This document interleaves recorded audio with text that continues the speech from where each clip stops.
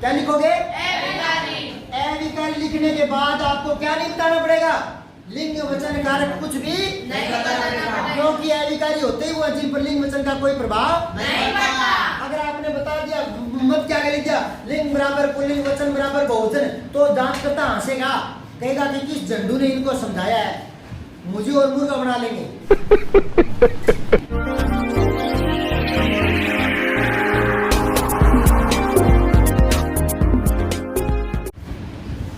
पद परिचय है, अगर इस तरह का कोई वाक्य आ जाए और अंडरलाइन करता है एक शब्द को, रेखांकित करता है, इसको कर सकता है, इसको कर सकता है, इसको कर सकता है, इसको कर सकता है, किसी एक को और किसी दो को और तीन को भी। वो रेखांकित कौन से शब्द को करता है, वो किसका पद परिचय करवाता है, वो उस पर निर्भर है। हमें आना चाहिए, इसको रेखांकित कर दिया तो इसके बारे में पता होना चाहिए, इसको कर दिया तो इसके बारे में पता होना चाहिए, तो किसी भी पद का वो पद परिचय करवा सकता है बोर्ड में। समझे बात है? और ये पद परिचय वाली बातें 9वीं 10वीं 11वीं 12वीं और कंपटीशन में भी काम आती है।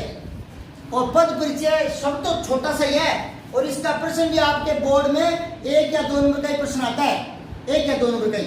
लेकिन इस 1 या 2 नंबर में सामग्री बहुत है।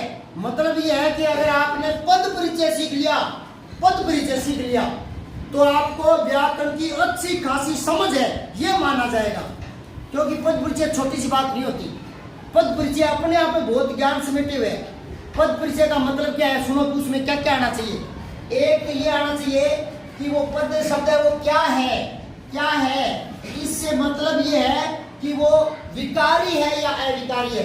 तो एक तो आपको ये समझ आनी चाहिए, क्या क्या विकारी है या अविकारी, ये आपको पता होना चाहिए। और अगर विकारी है तो कौन सा, 4 होते हैं, संज्ञा सर्वनाम क्रिया विशेषण, तो ये चारों आपको आने चाहिए। और अविकारी है तो कौन से, क्रिया विशेषण, समुच्चय बोधक, संबंध बोधक, विस्मय बोधक, ये क्या होते हैं, कैसे इनका प्रयोग होता है, ये भी आना चाहिए। और उसके बाद में आपको लिंग भी बदलना आना चाहिए, लिंग का ज्ञान होना चाहिए आपको, पुल्लिंग है या स्त्रीलिंग है। और उससे पहले ये तो 3 नंबर पर बताना पड़ेगा, उससे पहले 2 नंबर पर बताना पड़ेगा कौन सा। पहला है क्या है, फिर है कौन सा, कौन सा से मतलब सर्वनाम है तो कौन सा, पुरुषवाचक निश्चयवाचक है, निश्चयवाचक, वो भी आपकी समझ होनी चाहिए।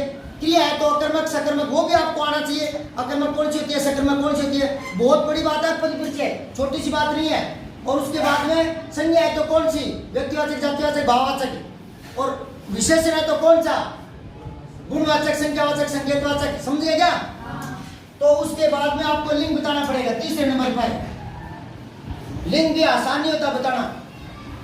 भगवान का लिंग बदलना, भगवती, भगवती, ये तो मेरा बताया हुआ था, हर एक के जल्दी से ध्यान में आता नहीं है। चलो फिर है चौथा, वचन बताना पड़ेगा आपको। पेड़ का बहुवचन बताना, पेड़ ही होता है, 23 होते हैं पेड़ों। बेटा ये मैंने बहुत बार बताया हुआ है, पेड़ों बहुवचन नहीं है। ये क्यों आया ये भी मैंने बताया हुआ है, ये कारक की वजह से है। अध्यापक का बहुवचन अध्यापकों नहीं होता, बहुत बार बताया हुआ है, ठीक है। तो ये वचन भी आसान बात नहीं है, देखने में लगता है कि मेरे को आता है। अब वचन बताने के बाद में आपको इसमें कारक भी बताना पड़ता है, किसमें, पद परिचय में। और कारक बता लिया, अगर वो क्रिया है तो उसका काल भी बताना पड़ता है, किस काल की है, समझ गया क्या? और उसके बाद में पूरा वाक्य अगर बताना चाहो तो उसमें वाच्य कैसा है वाक्य में, ठीक है ना।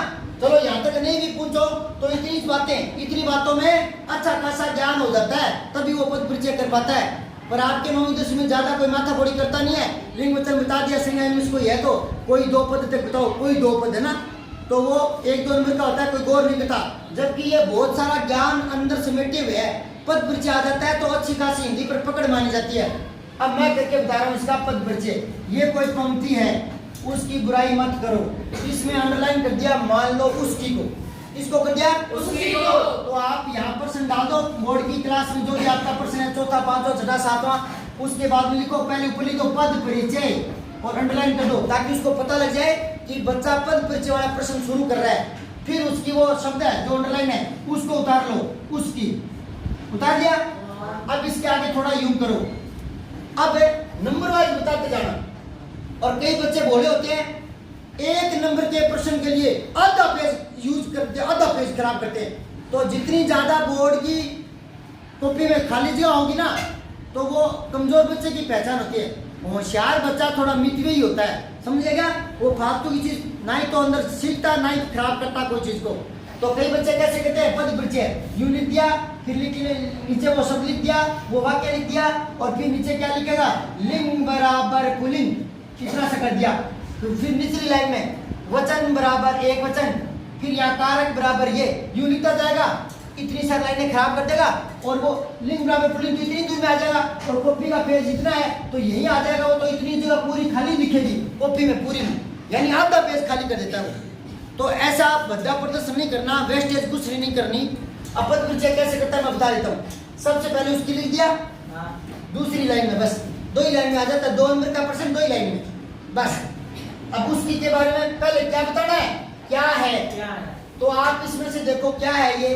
पहले तो देखो विकारी, संज्ञा सर्वनाम क्रिया विशेषण 4 में से क्या है, इसमें से कौन कौन सी, संज्ञा सर्वनाम क्रिया और विशेषण, इन 4 में से क्या है। तो क्या है नहीं पता लग रहा ना, तो यूं सोचो कि एक तो क्रिया नहीं है, ये उसकी क्रिया नहीं है।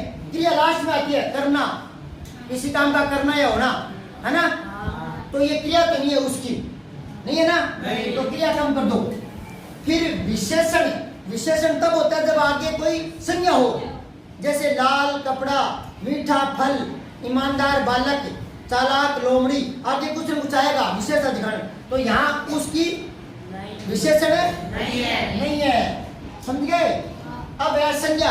संज्ञा किसी चीज के नाम को कहते हैं। वो नाम कोई जगह का हो सकता है, कोई आदमी का हो सकता है, कोई वस्तु का हो सकता है, कोई मन के भावों का नाम हो सकता है। तो ये कोई नाम नहीं है किसी का, ये तो नाम की जगह आया हुआ है। जैसे मैं कहूँ राम की गाय, राम की बुराई मत करो, मोहन की बुराई मत करो, सुशीला की बुराई मत करो। तो यहाँ पुरुष की जगह आया हुआ ये, तो ये तो सर्वनाम है। क्या है ये, सर्वनाम। तो इसके आगे लिख दो सर्वनाम, लिखने का तरीका भी देख लो, ठीक है। आप एक कोमा लगा दो, या ब्रैकेट में लिखना चाहो तो इसका भेद क्या है, उसके बाद में कौन सा। तो सर्वनाम है तो कौन सा है, पुरुषवाचक, पहचान लोगे।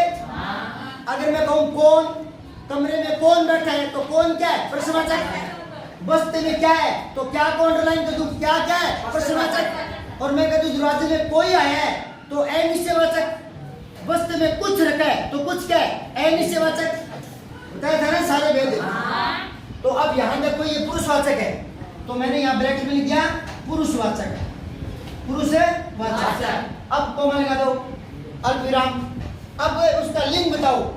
अब लिंग में आपको दिक्कत आएगी, कैसे, कहीं उसकी देख के स्त्रीलिंग कर देंगे। अच्छा मैं इसका लिंग तो नहीं बता पा रहा हूं, बताऊं क्यों, क्योंकि ये सर्वनाम है, और सर्वनाम की कोई औकात नहीं होती बिना संज्ञा के। सर्वनाम होता ही वो है जो संज्ञा की जगह आता है, जो संज्ञा की जगह। तो पहले संज्ञा तो लाओ, फिर बताऊंगा पुल्लिंग है स्त्रीलिंग है, नहीं समझे। अगर मैं लिख दूं सुशीला बहुत अच्छी लड़की है, उसकी बुराई मत करो, तो ये स्त्रीलिंग बन गया। और मैं कह दूं मोहन बहुत अच्छा है, उसकी बुराई मत करो, तो उसकी सर्वनाम बन गया। तो ये कैसे बन रहा है, ऊपर संज्ञा आई उस हिसाब से, क्योंकि सर्वनाम होता ही वो जो संज्ञा के स्थान पर काम आता है। जब संज्ञा ही नहीं आई तो हमें क्या पता पुल्लिंग है स्त्रीलिंग है। समझ आ रही नहीं आ रही। सर्वनाम कब अस्तित्व में आता है, संज्ञा के स्थान पर, संज्ञा के स्थान पर। तो संज्ञा ही नहीं है तो मुझे क्या पता ये पुल्लिंग है स्त्रीलिंग है। उसकी बुराई मत करो, मुझे क्या पता लड़की को कह रहा है या लड़के को, पहले बुराई तो नहीं ना कोई लाइन है। तो यहाँ मुझे लिंग छाटने में दिक्कत आ रही है। दिक्कत क्यों आ रही है, क्योंकि ये सर्वनाम है, और सर्वनाम संज्ञा पर डिपेंड करता है, क्योंकि संज्ञा की जगह आता है, वो संज्ञा है नहीं, तो मुझे क्या पता, मैं कोई अंतर्यामी हूं। तो यहाँ मुझे लिखना पड़ेगा पुल्लिंग अथवा स्त्रीलिंग। क्या लिखना पड़ेगा, पुल्लिंग अथवा। और अथवा के लिए ये तिरछा डंडा ओब्लिक स्त्रीलिंग, ये ऐसे आपको क्या करना है, लिखना है। ये दोनों हो सकता है, ऐसे लिखना है पद परिचय, समझाई बात। अब फिर कोमा लगा दो, और इसके बाद आपको बताना है इसका वचन क्या है। उसकी बुराई मत करो, वचन तो छांटा जाएगा, एक वचन है ये। अगर बहुवचन होता तो उनकी होता, उनकी बुराई मत करो, तो उनकी होता बहुवचन। ये कह रहा है उसकी मत करो, एक वचन। समझ में आई या नहीं आई। तो यहाँ ये थोड़ा सा बोर्ड छोटा पड़ गया, ठीक है ना, क्योंकि मैंने आधे बोर्ड से शुरू किया है। आप आधी कॉपी से थोड़ी शुरू करोगे, यहीं से शुरू करोगे ना, तो ये लाइन आती है इससे, यहीं से तो यहीं से करोगे ना, तो एक लाइन में आ जाएगा वो। आगे लिखो एक वचन, क्या लिखोगे? एक वचन। और अब कारक बता दो। 2 ही लाइन में आपका पद परिचय हो गया, 2 ही नंबर का होता है या 1 नंबर का होता है। उसके लिए आधा पेज खराब नहीं करना। कॉपी का लुक भी सुंदर होना चाहिए, ताकि जांच करता जो बोर्ड की कॉपी जांचेगा वो समझेगा कि बच्चा इंटेलिजेंट है, करने का तरीका सही होता है, तो वो उसको समझदार बच्चा मानता है। फिर वो आगे आने वाले प्रश्न में 4 में से 2 नहीं देगा, 3 ही दे देगा। समझ में आ रही है? तो कॉपी करने का तरीका होना चाहिए। एक काटा छाटी मत करो। किसी भी प्रश्न की शुरुआत करने से पहले उस पाठ का नाम, लेखक का नाम ये डालो, उसको अंडरलाइन करो, ताकि एक अच्छे बच्चे किसी कॉपी दिखे। बोर्ड में ये बातें ध्यान में रखनी है। समझिए क्या?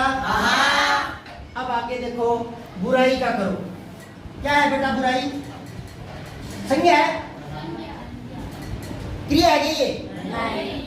और सर्वनाम मैं बोल देता हूँ, अगर सर्वनाम लग रहा तो उसके बीच में बुराई आई तो मुझे रोक देना कि सर आ गया। यह वह मैं तुम कौन क्या कोई कुछ जो सो स्वयं, ये सर्वनाम है। आया क्या बीच में? नहीं। तो सर्वनाम भी नहीं है। और नाम है ये किसका? मन के भाव का, गुण के भाव, गुण का भी नाम होता है ना।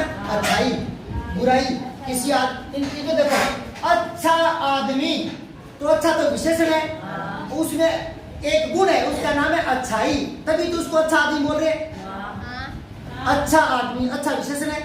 मैं कह रहा हूं अच्छाई, तो उसमें एक गुण है, तभी तो अच्छा बोले ना। किसका गुण है? अच्छाई का। तो अच्छाई एक गुण का नाम है, और नाम को संज्ञा कहते हैं। तो ये संज्ञा हो गया। क्या हो गया? संज्ञा। कौन सा? कौन सी? भाववाचक। क्योंकि व्यक्तिवाचक और जातिवाचक तो पर्टिकुलर होती है, जो काउंटेबल होती है, जिनको देख सकते हैं, छू सकते हैं, पकड़ सकते हैं। और भाववाचक को ना गिन सकते, ना छू सकते, वो केवल महसूस वाली बातें होती है, तो ये भाववाचक है। समझ गए? अब इसका लिंग बताओ। बुराई स्त्रीलिंग शब्द है, कई बार बोलने से पता लग जाता है। जिसमें ये आता है ना, जैसे लड़का पुल्लिंग, लड़की स्त्रीलिंग।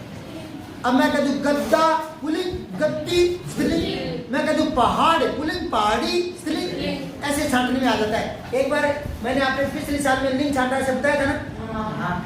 अब है यहाँ लिखो, अब है स्त्रीलिंग, ठीक है। अब है कोमा लगाओ, फिर आपको लिखना है इसका वचन। बुराई मत करो, बुराई एक वचन में लेंगे। ये बहुवचन में भी हो सकती है, वैसे इनका बहुवचन होता नहीं है, लेकिन हो सकती है। ये कुछ शब्द हो सकते हैं। कैसे?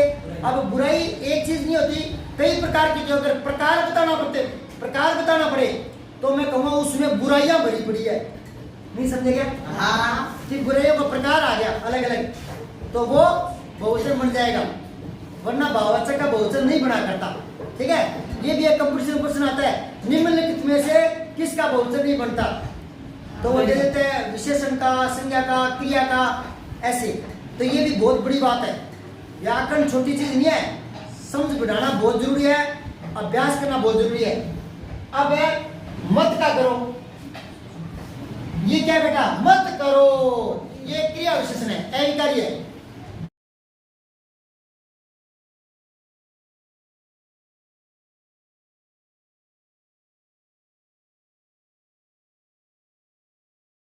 क्या लिखोगे?